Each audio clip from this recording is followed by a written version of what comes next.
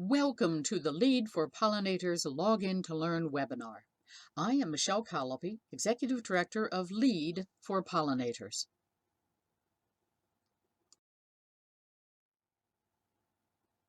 Our webinars are supported by the following sponsors: Hispanic Marketing and Public Relations. Visit HispanicMPR.com for interviews, presentations, and more.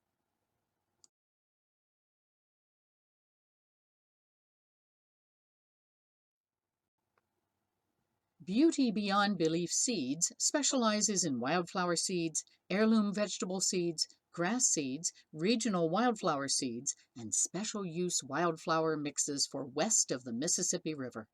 Shop for your garden and pollinator habitat at bbbseed.com.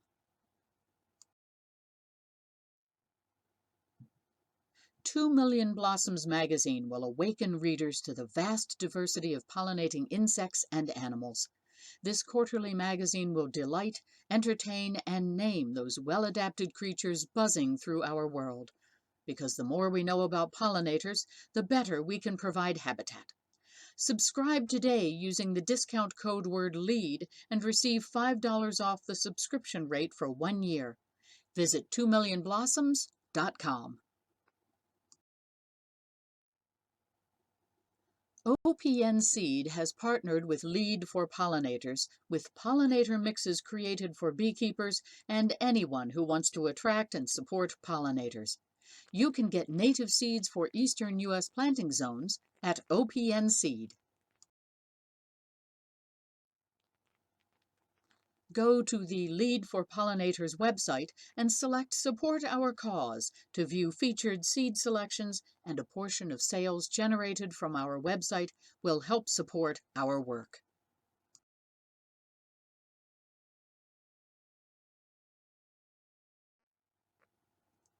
Live webinars are recorded and can be viewed through our partner at Dove Audio Visual. Webinars will be available 48 hours after the scheduled presentation date for your viewing convenience. You can view these topics through our pay-per-view access. Visit our website for the recorded Login to Learn webinars and select a topic today. Our webinar today will discuss how you can boost your volunteer program by structuring it to increase knowledge and volunteer retention. As many organizations and member associations are starting to plan a return to in-person activities, revitalize your volunteer program for success. Our speaker is the volunteer manager at Playhouse Square in Cleveland, Ohio. She oversees 2,200 volunteers who work in the theaters as front-of-house staff. She is passionate about volunteering, both as a manager and as a volunteer. She is a member and educator through the Forum of Volunteer Administrators. The live recording of this webinar experienced a minor hiccup in the first 5 minutes, but all information is included to guide you in boosting your volunteer program. Please welcome Gina Gloriosa Randall. Hello, thanks for listening in today. My name is Gina Glorioso Rendell, and I'm going to be talking to you about structuring your volunteer programs for growth.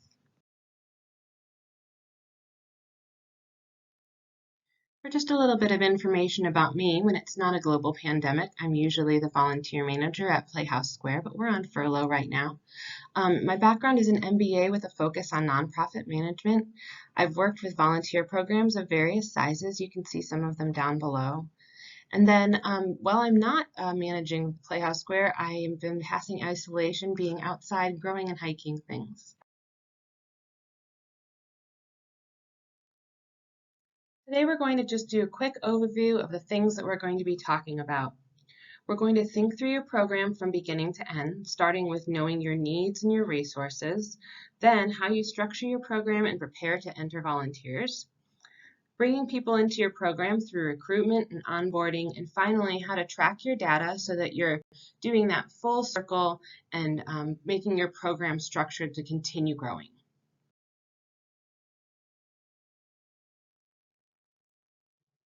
The first thing we're going to look at is determining your needs. When you look at your program or organization, where do you see areas that you need help in, or where would you like to grow? So when you look at your program, there will be two areas you might want to put volunteers in. Is there something that you're struggling with that you think a volunteer could help you with, some technical help that you need? Or is there an area where you're really growing and you feel like you want to expand and do more with that? So you want to think about your needs and desires as an organization and then see how volunteers can fit in.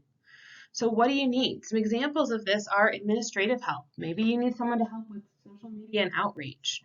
Um, Perhaps it's physical help. Maybe you need someone who can actually like move dirt or move bee houses. Perhaps it's technical help, like an accountant or a lawyer that you need some specific help with, or maybe it's brainstorming ideas. Maybe you don't need a traditional volunteer, but maybe you need a partner organization or someone who works for a research university who could brainstorm with you and give you ideas of how to expand your program. Once you've done that, you really want to look at how volunteers fit into that picture. Are the tasks going to be virtual or in person? Are there specific skills that people need to have, like bookkeeping, marketing expert, or naturalist? Training levels. Is this going to be the kind of program where somebody can come with no experience and learn how to do something? It's a done in a day type thing where they come and maybe work on a community garden and then they leave. Or is it going to be a high skill level and you need to invest a lot of training into that? Those things are going to impact the time commitment that you want from your volunteers. If you need to invest a lot of time to train your volunteers, you want to make sure that they're invested in sticking with you for quite a long time. So think about how frequently and for what length of time you really need a volunteer to be committed.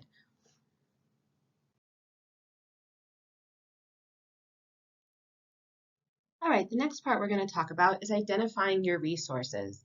Now, I want to encourage you to not just think of your monetary resources, but any resources that you might have. So what resources to cover the cost of your program do you have? And what resources do you have to show value to your volunteers? Obviously, when you're working in nonprofits, there is a big gap in access to monetary resources. And some of us have more than others. And a lot of nonprofits don't really have much money at all to dedicate towards giving to their volunteers. But I want to encourage you to think about some of the monetary costs that are kind of necessary. So if we're talking about monetary resources, recruitment isn't something that you have to spend money on, but sometimes spending a little bit of money on it can go a long way. We'll talk later about how there are marketing venues where you can put in even $20 or $50 to a social media marketing company and get it really targeted towards the people that you want. So that's accessible to a lot of nonprofits. And the other thing you might want to think of is if there are costs related to your recruitment. If you have to pay somebody to go into some place to talk to people or other things that you might need to pay for. Training costs. When you think about your program, are there things like certifications, possibly CPR certification, that you need them to have in order to work with you? If there are those things that you're going to be asking them to come already trained with? In order to apply for this volunteer position, you have to be CPR trained, or are you going to cover the cost for those volunteers to get covered? Equipment is a really big important one because if you think about beekeeping, I'm sure for your case, you have the equipment for yourself. Do you have enough for the volunteers? If not, are you expecting them to purchase their own, which is a pretty big barrier to entry for people. So think about how that works. Who's going to have the equipment? How's that monetary resource going to work? And then finally, volunteer appreciation. Now, I really like to think that some of our best volunteer appreciation doesn't come from a big fancy gift or a big dinner. Those things certainly can be appreciated, but a lot of times it's the small non-monetary things that really mean the most to volunteers. But you want to think about that because sometimes there are still incidental costs associated with it. Maybe you want to write thank you letters to your volunteers. You're going to need to pay for the postage and for the thank you notes. So those are small things that you want to think about. Candy, if you wanted to grab a bag of candy to give all the volunteers, think about how that cost is going to work out. Other resources. So moving beyond the monetary resources, what are the other things that you have that you can give to volunteers that will make volunteering with you beneficial to them? So how about skills and abilities that volunteers will gain? You could tell them, hey, come and you're going to learn about beekeeping. You're going to learn about gardening. So that's something that's valuable to people. Perhaps you can offer them products. Perhaps you can offer them honey or related products, beeswax. So that's a resource that you can offer to people. And then service hour or academic fulfillment. There are a lot of people in our city. High school and college students a lot of times have required volunteer hours that they need to do. People who do community service often have long-term, 6-month projects that they need to complete for their community service. So these are institutions that you can reach out to and create relationships with to have an ongoing volunteer source. Social connections for collaboration. I think that this is so important. When we're working in the nonprofit world, there are usually other people who are doing similar work to what we are. And I think it's so important to reach out to those and see if you can partner to work for an organization better. So are there internships or partnerships that your volunteers might learn from by working with you? Perhaps you can set something up so every month you have someone come from the Cleveland Museum of Natural History to do a talk on how to do beekeeping or about the ecological environment around us. So these are things that can be a benefit to your volunteers, even if you can't provide specific monetary resources. Been doing it for a long time because they want them to be experienced, and that it's a neighbors teaching neighbors educational program.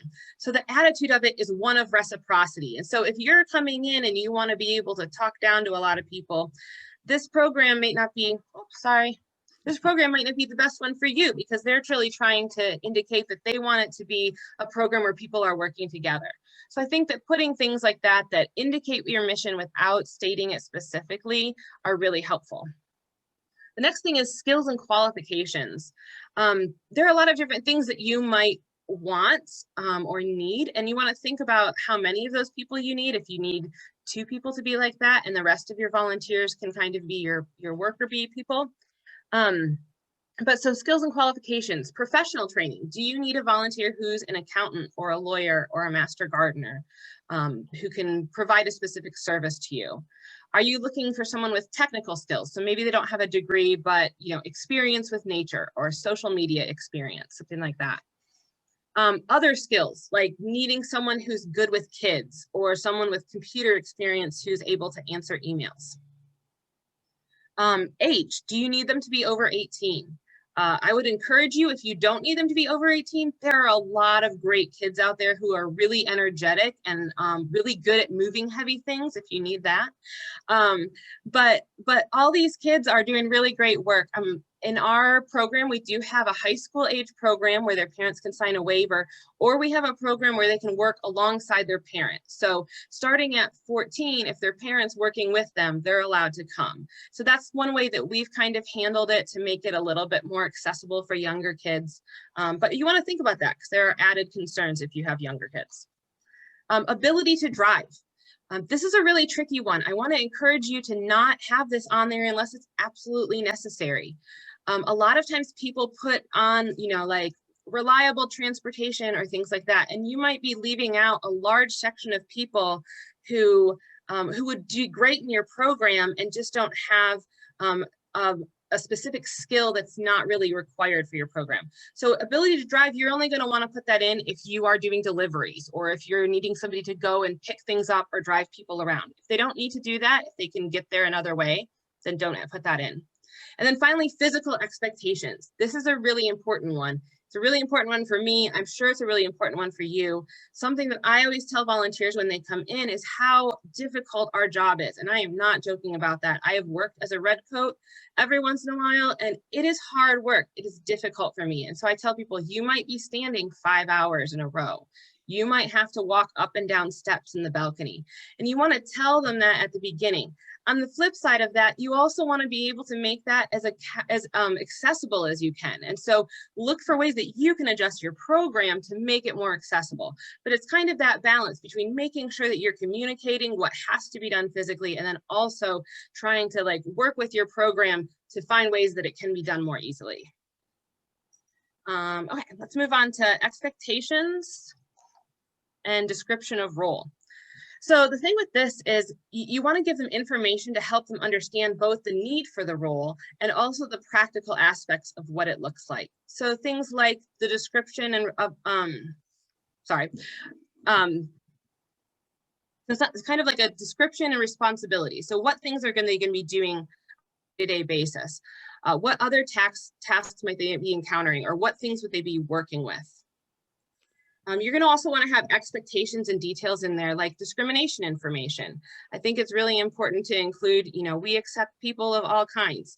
That's a good message for people who maybe aren't interested in that you might not be a good organization for them to be working with. Time commitment and length of program. It's really important to make all of those things really clear. For me, it's a safety issue for me. I train people on evacuation. If they're not coming twice a week for an extended period of time, they're going to forget how to do that, and that's not safe. And so for me, I tell people you have to be here twice a month, and you have to commit to at least a year, because that's what we expect for safety and for the amount of training that we put into people. And then also include your hopes for a positive outcome. It doesn't have to all be serious and everything. And you can put in there, hey, we're so excited to have you all, and we want this to be a really good opportunity. The other thing to put in is benefits to volunteers. Remember that this is a reciprocal relationship. So you are getting something from volunteers, and then you also want to give something to them. So what are the things that you can give to volunteers that you could include in those position descriptions? I would say things like learn these skills, learn about beekeeping, enjoy time outside connecting with the earth, help harvest and receive some of the yield, offering people service hours, certifications. This is something any person can do on their own. If you have a program and you're teaching people how to keep bees, then just write down different steps. And when they get the first 5 or 10 steps done, you give them a certificate and say, hey, you did a great job. You've reached this point. That means a lot to people, and it gives them a sense of accomplishment that they really, they really feel like they own that knowledge then. And then finally, volunteer appreciation events or gifts. And again, this doesn't have to be anything big. Some of the best ones are, hey, we're all going to meet at a park. Everybody bring a potluck item. Whatever you can do to just show your volunteers love and show them that they're important to your program. And then most of all, remember that a position description is a sales pitch. So structure it for success. So what would the perfect person reading the position description want to see in it? Like if you want to attract your great volunteers, what would that volunteer want to see? If you were a volunteer and you were picking out an opportunity, what would you want to see in that position description that would draw you in?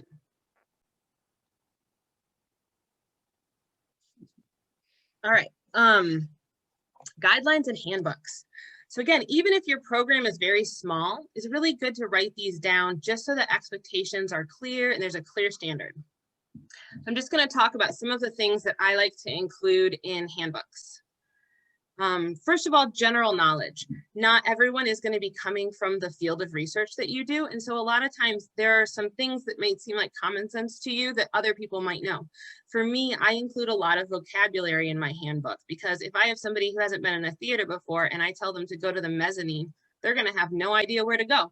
And so there's a lot of things just like, general stuff like that, or don't open the door in the middle of the performance because it's going to let light in. That seems obvious to a lot of us who've grown up in that, but believe me, I've seen so many people who just honestly didn't know that they weren't supposed to do that and make a mistake. So what kind of information do they need to know? The next thing is commitment and safety expectations. So things like, we expect you to be here this often. It's a year-long commitment, like we were talking before. Protective items must be worn at all times.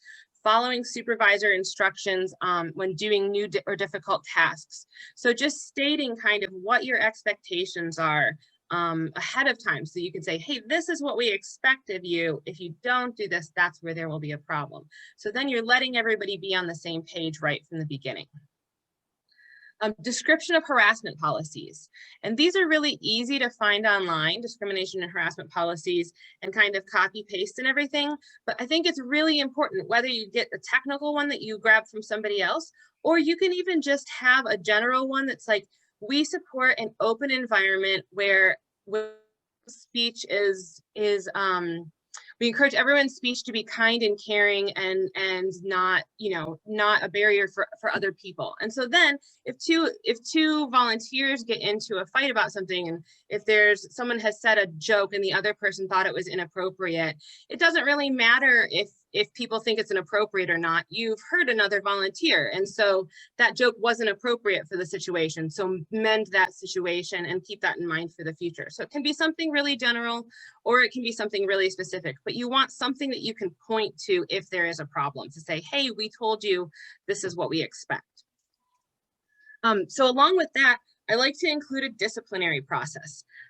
This is for correctable infractions like chronic lateness, rudeness to guests or coworkers, inappropriate language. And then what we do is we put it through a multi-step process. And depending on the situation or the severity of the infraction, it might be repeated, omitted, or taken out of sequence. So let me explain how this works.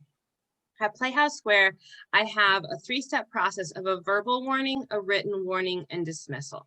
So let's say somebody is talking to a guest and says something inappropriate, and I go over and say, hey, this guest said that this happened. You really have to, watch your language. We can't swear at work or something like that. And then they're like, oh, sorry, I'm sorry. And I'm like, no worries. And so then we just write down, we'll write in their record, verbal warning, cursing at guests, and the date. And I'll let you know, a lot of times, unless it's a big deal, we'll just kind of we'll kind of have a verbal warning with them one-on-one. If it becomes a problem, then we do the verbal warning where we put it in a note in. If it happens again, then we go back and we say, hey, remember we talked about this. It can't happen anymore. We're doing a second warning. If it happens again, you're going to be dismissed. And then it happens again. Then you're like, hey, we've already talked about this twice. Sorry, you're going to have to be dismissed. But the beautiful thing about this is that you don't have to always follow that right in order.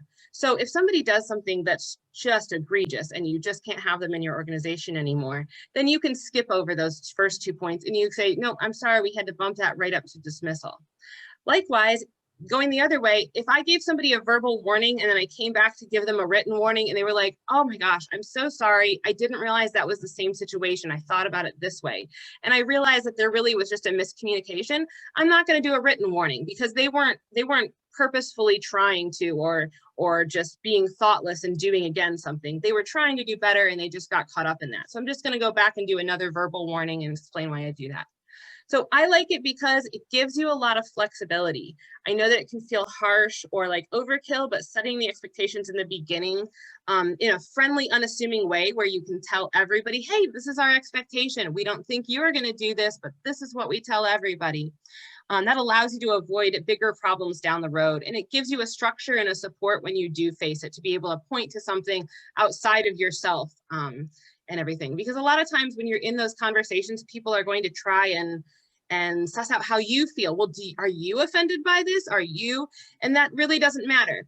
What matters is we have this standard and this broke against it, so we have to fix it. So it kind of provides you with support there. All right, let's talk about recruiting volunteers.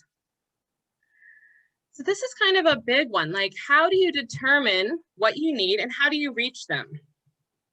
So when you're looking at the people, I want to encourage you to remove your preconceived ideas about demographics and just kind of think about, like, who are all the people that you could have? So the best thing to do is to start with, who do you have? So when you look at your current volunteers and look at them as far as their age, their ability, their socioeconomic status, their ethnic background, their location. So any of these things, where do they lie? Would you have a trend? Is it somebody similar? So at Playhouse Square, when I looked at that, I have retired people, primarily white, primarily middle class, varying educational levels, general lower physical abilities, and from all over a 90-mile radius. So that's kind of a big area. So once I did that, it was like, okay, well, who are we missing? Because the thing is, you don't want to keep recruiting for your same group of people, because then that's all you're going to get. So when you're recruiting, so some groups might be harder to reach or need greater flexibility, but they might be valuable and offer more. So take a chance on kids. Take a chance on people who need accommodations, whether it's physical or economic. Like someone might need a little bit more flexibility with their schedule if they're on a bus, or somebody might need help paying for bus fare. At Playhouse Square, by focusing on our known demographic, we missed many of the key things that were beneficial to us. So when we expanded that, we started looking at other areas to focus on, like nurses, newly retired teachers, downtown residents, and young professionals, and then specific groups that, that we already had volunteers in that could go out and be an advocate for us. So by expanding our search, we gained a lot more diversity in our volunteer force, and it helped us with a number of things, including covering unpopular shows, because the shows were only unpopular to some people. So when you bring other people in, all of a sudden those shows are popular with some of the people we have. That helps out. Covering shows on Christian holidays was a problem. And then when you accrue people who aren't celebrating those holidays, all of a sudden those are easier to cover. Having close volunteers in proximity for emergencies, so that when there was a snowstorm, we could say, hey, let's pull a list of our volunteers who work and live downtown and are already here. And then people of diverse backgrounds, like more people of color and LGBT people, who made our guests more comfortable and brought greater awareness in parts that we hadn't seen before. So it's really important that I think anytime we're not bringing everybody into the conversation, we're missing something. And so I think it's really important to try and reach people like that. So how are they reached? So if you're not used to reaching them, it can be difficult. So you want to think about what message speaks to them. At Playhouse Square, we wanted to think about what a volunteer was preventing them from becoming a volunteer. So we have a red co promotional video. If you click through on the slide, you can watch it. I'm not going to show it right this minute because it's a little bit long, but please, or go look it up if you want to see it.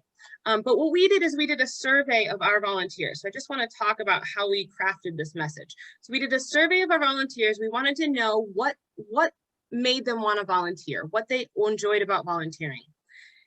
And so the things that we heard were that they loved the sense of community that they got from the other volunteers, and they loved giving back to the Cleveland community and building the arts community.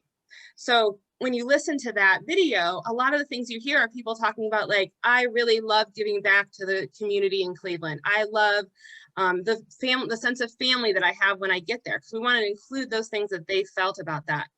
On the flip side of that, we looked at when I would go out and talk to people, and every time I talk to people, they'd be like, oh my God, I want to be a red coat. That'd be so much fun. I'm like, you should join us. And then what would they say in response when I said that?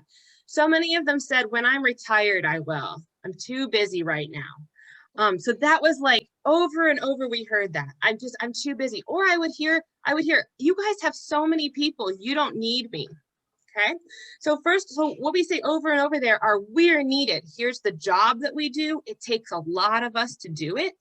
And so we emphasize, we need you. The other thing we emphasized was the flexibility. We told them in the promotional video, in the advertisement, hey, you can pick the time and day that works best for you. And if you ever have a conflict, you can easily change that. And we had a big response from that, because I think that we really addressed what people wanted out of the program, and then also what was keeping them from entering the program. So I think that's really important when you start recruiting. Marketing venues. We touched on this a little bit earlier, but I just wanted to kind of go over some of the options. So paid advertising is the first thing that we always think of when we talk about marketing. A lot of us don't have access to that kind of funds. But there are some options. Social media, I think, is a great option, especially if you can find yourself an intern or somebody who really understands it.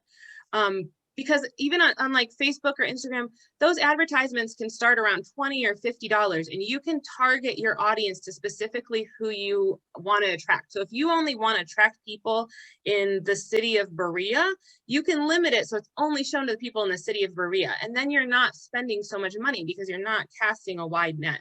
So you can find ways. You can find if there are partner organizations in the city, so you only want people in Berea who have also liked the botanical gardens and the Cleveland Museum of Natural History. Then you only target to those people. So you can find ways, even if you don't have very much money, that you can target people.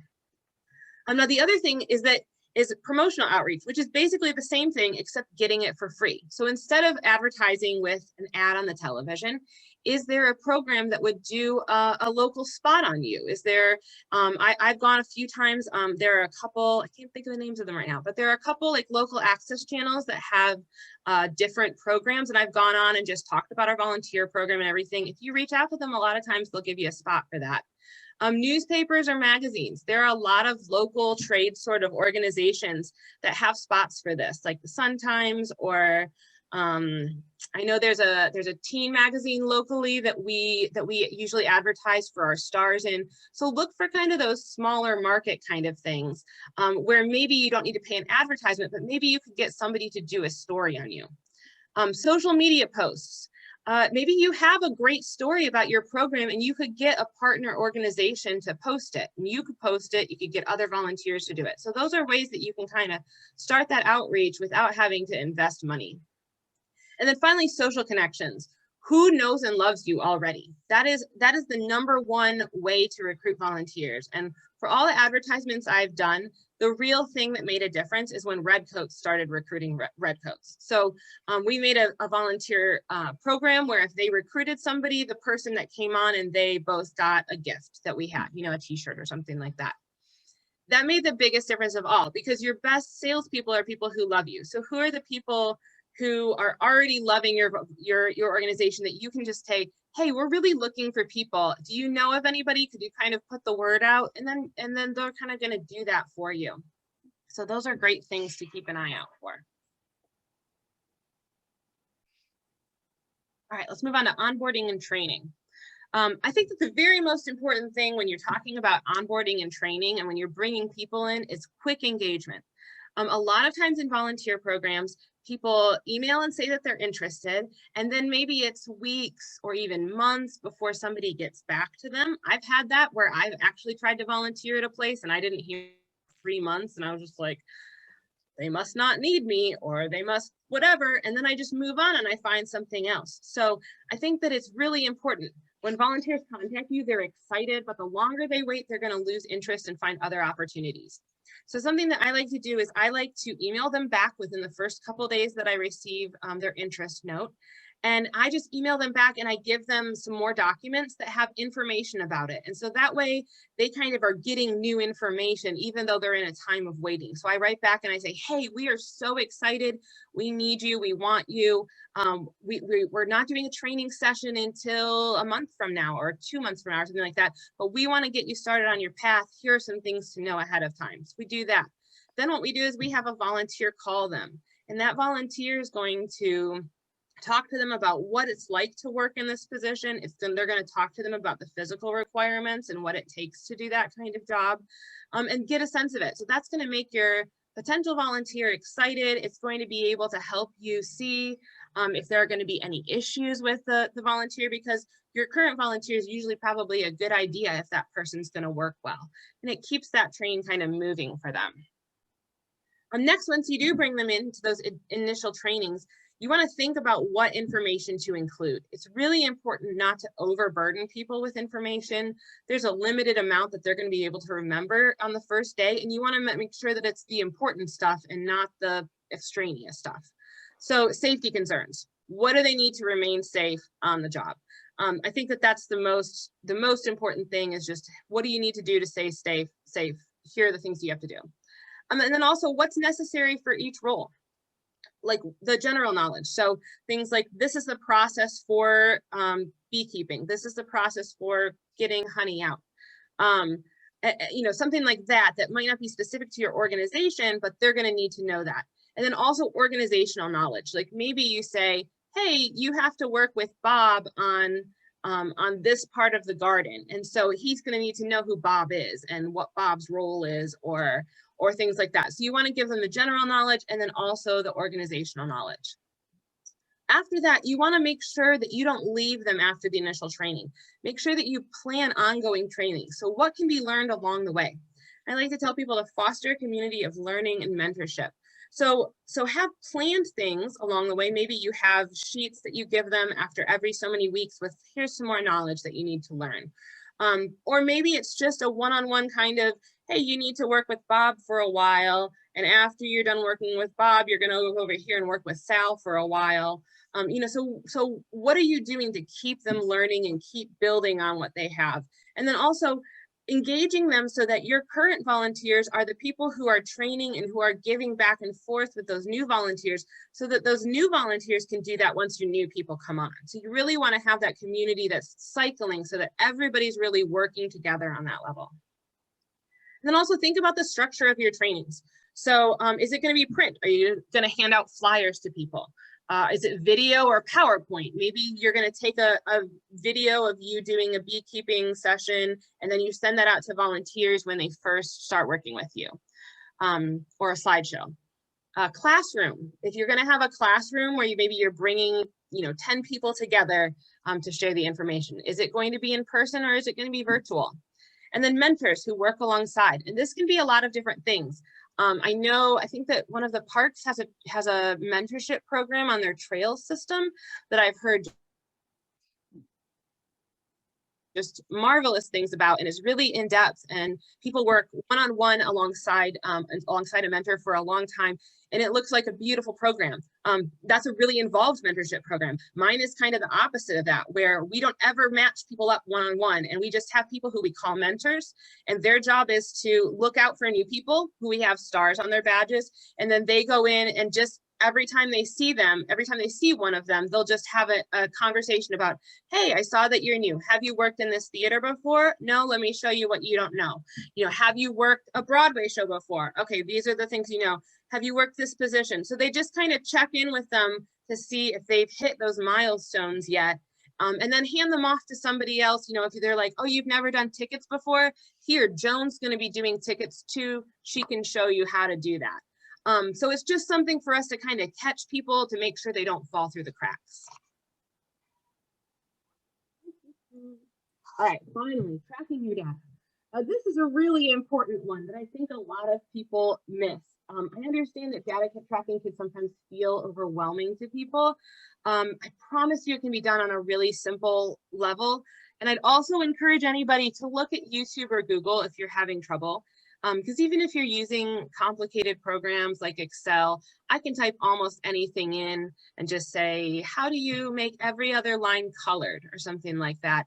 And you wouldn't believe how many YouTube videos that just have step-by-step tell you exactly what to do. So don't worry about it. Benefits to information tracking. It's beneficial to our volunteers because we have clarity. We can tell them how many hours they've worked, which is really important to them. We can tell them like what kind of positions they've been in. It clarifies what works and what doesn't work. A lot of times we have a hunch about our program. We're like, yeah, we're bringing in volunteers faster than we're losing them. And we can feel that. Is it true? It might be true, but it's good for us to be able to see that and be able to look at how that changes. It supports and justifies your cause. So a lot of us in the nonprofit industry are reliant on grants or at least the favor of other people to be able to get things. If you have data, you are much more able to apply for grants in a substantive way and are much more likely to get funding if you're able to say, hey, we impacted this many teenagers and we had this kind of growth in this program and this kind of involvement. That's going to have a lot more power behind it than just a general statement about what you do. And then it provides clear examples for your success. So it lets you know when you're doing something right, because that's something that we overlook a lot of times. And even if it's just on a really low key basis, being able to track from year to year and say, oh, well, in June of both years, we had an increase of volunteers. Maybe there was something going on in June that maybe there's an event that's going on that you could partner with that was bringing a lot of volunteers every June. So it's really important to be able to look at those patterns and be able to see kind of what's going on. So what things to include? What's helpful to know? So things that are beneficial to the volunteer. For me, that's like service hours, maybe knowledge benchmarks, like we were talking about with the certificate, like you've passed this level.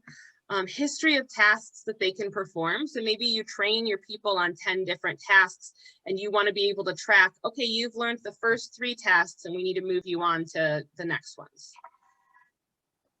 And then for building leadership, so you kind of have a place just to just to know who that volunteer is and what kind of work that they've done. And you can do this, we're going to talk about methods in a minute. Okay, it supports your organization. So it shows you the growth of your program. It reduces your cost. It shows you reduced costs due to volunteering. So you can say, hey, we didn't have to pay staff members for this. We're getting volunteers for doing that stuff. And then it clarifies what you're doing.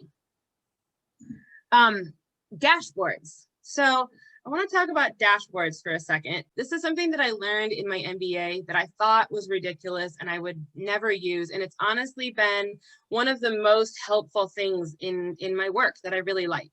So if you Google like business dashboard, you'll see what I mean. And they do this for like CEOs and things like that. We'll get these on a day-by-day or a weekly basis. And the ones that you'll see on Google look very complicated and they have charts and everything, and you don't need to worry about that. But the essential idea of a dashboard is that if you looked at your car dashboard, it's going to tell you everything you know, a quick little view about your car's health. It's not going to tell you everything, but it's going to give you a quick, hey, these are our key points, we're all good. Okay, so that's what you want your dashboard for your business to do.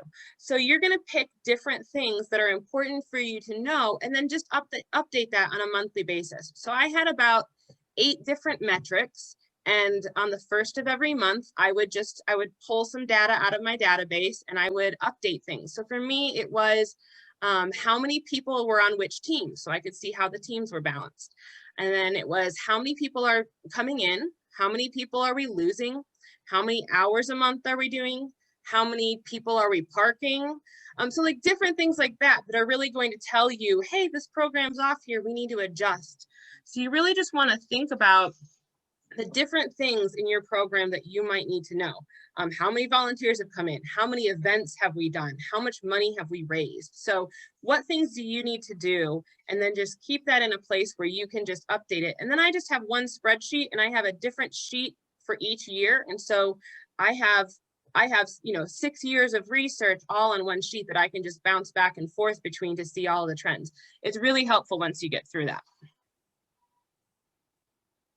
All right, so in conclusion, I just want to encourage you to think through steps from an outside perspective. Many times we miss things that seem obvious to us. I heard the story of a driver's test once where an instructor asked somebody to turn their flashers on, and they were not a native English speaker and they'd never heard somebody say flashers before. And so they didn't know what to do. They'd only heard them called hazard lights, and they ended up failing the test because of that. Not because they didn't know what to do, but because there was a communication barrier. So I really want you to encourage you to look at your program. So when you're going through from the beginning, when you're writing those position descriptions, when you're talking about advertising, think about it as somebody who's not coming from your world. Think about it from the outside as somebody who can look in and see it with fresh eyes. Your program is unique and the solutions will be too. So don't get too caught up in what it's supposed to look like. It just needs to work for you. And I'd really encourage you to reach out to other people who are doing volunteer administration. We're generally a friendly group. And lots of times I'll call up another person and just say, hey, how do you do that? There are also organizations like FVA, which is the Forum for Volunteer Administrators, at least here in Ohio, really works to provide kind of resources and support to people in those positions. So look for help if you need it. Reach out to other organizations and like-minded people. And then make your program equally beneficial for both you and the volunteer, because the best situations are the ones where everyone is winning. And I really believe that reciprocity, if your volunteer is getting knowledge and getting care from you, they're going to be a better volunteer and they're going to be giving more into your program because of that. So I thank you guys so much for being with me. I really enjoyed it. Hey, well, this has been great, Gina. And certainly, as everyone, and as I'll say, I'm Michelle Colopy. I'm the Executive Director of Lead for Pollinators, even though my little box says Terry Lieberman Smith, that's our coordinator, and I logged in under her password. But certainly, as we all plan to get back together, whether we're trying to get back together with our monthly member meetings, whether it is now certainly with Master Gardener groups, you can meet outside now, but you're still going to have inside meetings. How are you going to structure those? How do you make your volunteers feel safe? And that's where I think it's really important what Gina brought up about while it's no one likes to set up policies and procedures, and they find it tedious, there is so much information online, whether Hmm. it's basic job descriptions. Now, with master gardeners, I think in their own program, they have a lot of those.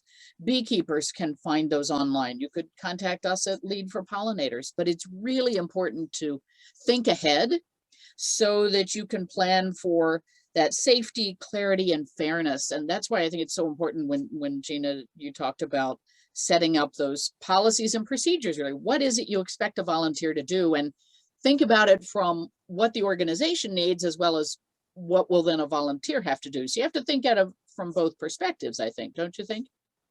Yeah, no, I totally agree. And I think it's so important just to really look at it as a holistic program for both people, that it's not just getting something out of the volunteer, but it's both of those and setting an expectation that's really set up for success by that. Right, because there's so many, oh, I've been to so many groups where someone stands at the front of the room and says, "We need volunteers." They never say what for how long, Hmm. to do what, is it gonna cost, what about a rain day? And you might Hmm. have some volunteers that say in the beekeeping side are better at outreach. They're great at drawing little bees as, tattoos on kids' faces, and they're great with kids. Other people, I don't wanna be near a 5-year-old. So, but you have to kind of suss that out with the volunteer, but you have to know what it is you want the volunteer to do and find out what they want to do Yeah. in order to be successful. So, No, you're absolutely right. And that's why I think, especially in those position descriptions, it's so important to not just put the specifics of like, you're going to be working in a garden, but you want to put, are you going to be working with kids? Because you're right. You might not attract somebody who's working with kids. And that's not a bad thing that they don't want to work with kids, but you want to make sure that you're attracting the right person for the right situation, and they're just not the person for that. right. Yeah. So that you can, again, as you said, if you've got some young kids and you have a lot of lifting to do, young kids are good for that, not Hmm. somebody who's 65 and might have a heart attack. Hmm. So you really want to look at that task you're doing in order to, again, set things up for success. And I think even in the world that has finally awakened to a lot of racism and discrimination now, a non-discrimination policy is very important, Hmm. just for the safety of the organization. And I think a lot of people miss that. I'm old school nonprofit of, it's the mission of the organization that everyone's attending to. That's the entity you are protecting.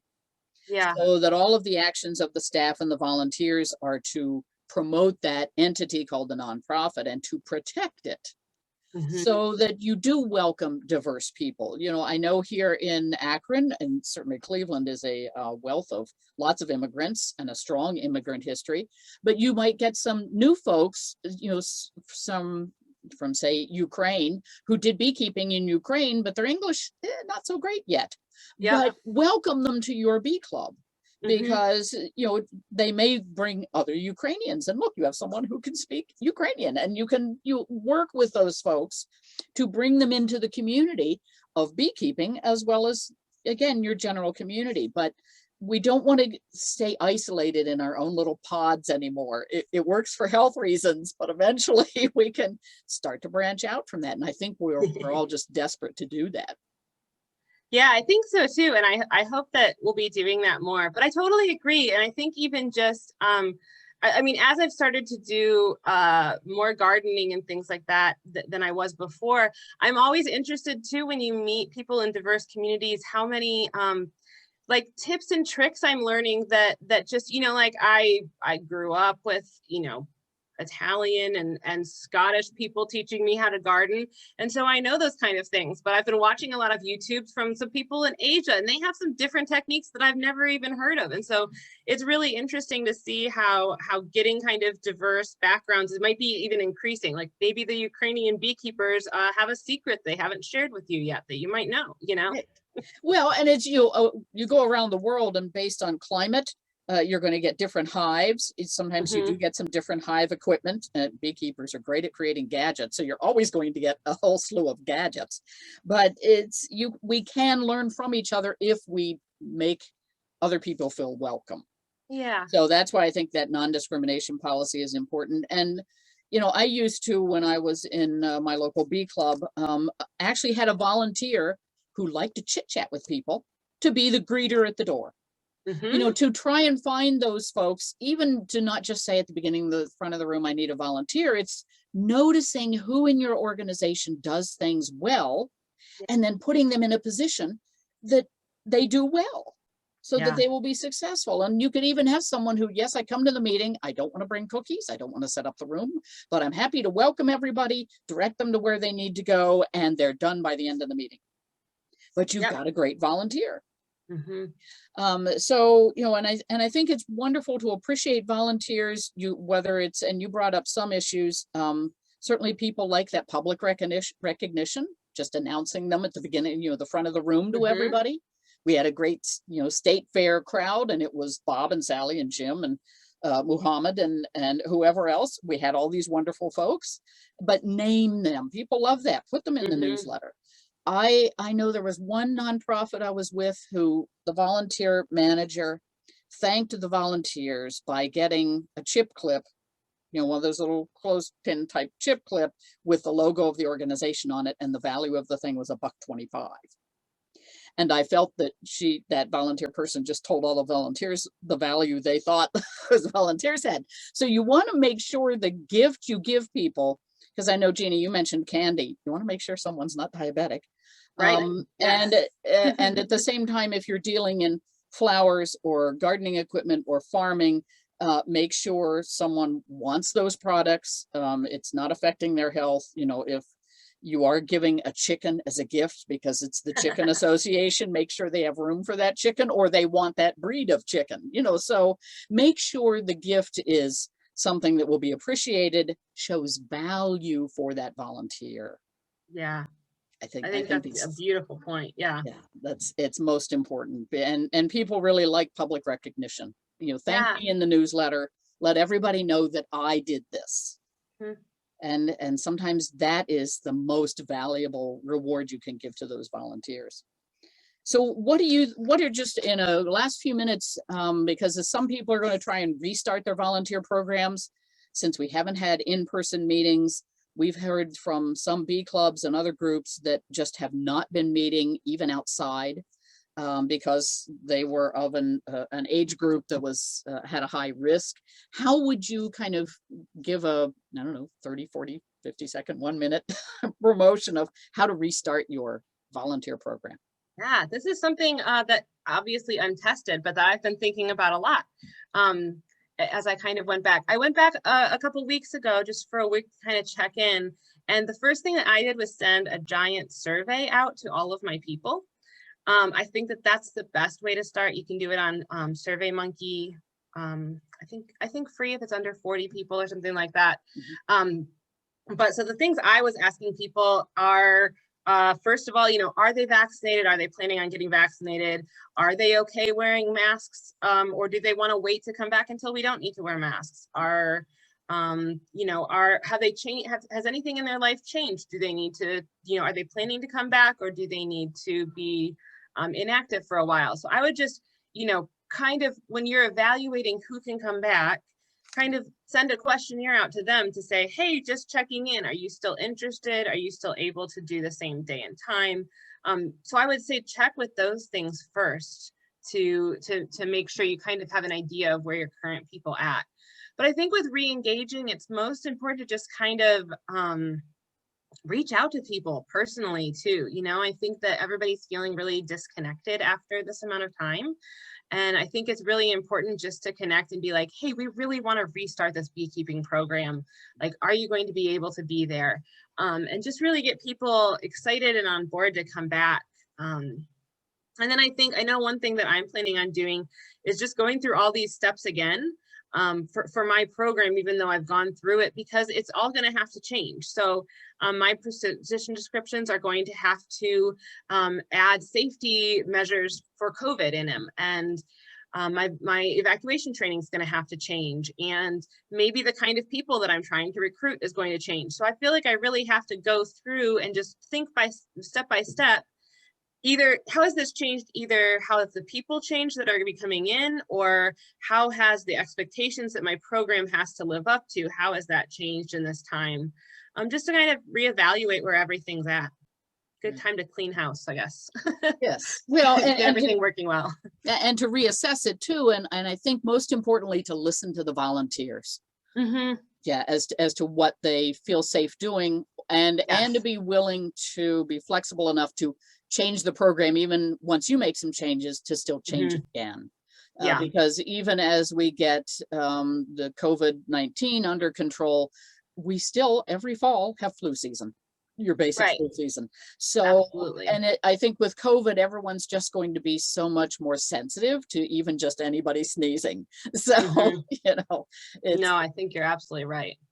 because even certainly in theaters, when I've been there, there's always the big bin of like Hall's lozenges to keep people from coughing in the middle of the musical. It's like they always start coughing in a sensitive scene. Yeah. But okay, what is the safety of doing that? And okay, if you see too many people getting it, as people just start rumbling, and then there's this discussion. So half the house is all sick, so how Yeah. do we start to address those things? And again, keep people safe, and keep us all healthy so we can get out and enjoy life again, whether it's gardening with others, by Hmm. ourselves, whether it's getting together with other people who like chickens and learning about chicken husbandry, as well as beekeeping, and doing the field days and state fairs. I know Summit Hmm. County State Fair, or Summit County's fair, is supposed to happen again. But again, how do you bring your volunteers into that to have Yeah. a honey booth? So it takes some thinking and Hmm. some planning and Hmm. listening to those volunteers. Yeah, Yeah. absolutely. Well, this has been of great help, I think, and hopefully inspiration to folks to revamp their volunteer programs, to reawaken their bee clubs and their gardening groups. So thank you very much again, Gina. This has been wonderful. And certainly, if anyone wants to reach you, they can reach you through us, as Mhm. well as at the Cleveland Playhouse. Through there, you've got that video about your Redcoats recruiting program. So I Mhm. encourage people to check out the Cleveland Playhouse. We can't do beekeeping and gardening without some theater on the side. So, Absolutely. yeah. So thank you very much. And we'll talk another time. Thank you. Thanks so much for having me. I hope things go well for you. Okay, thanks.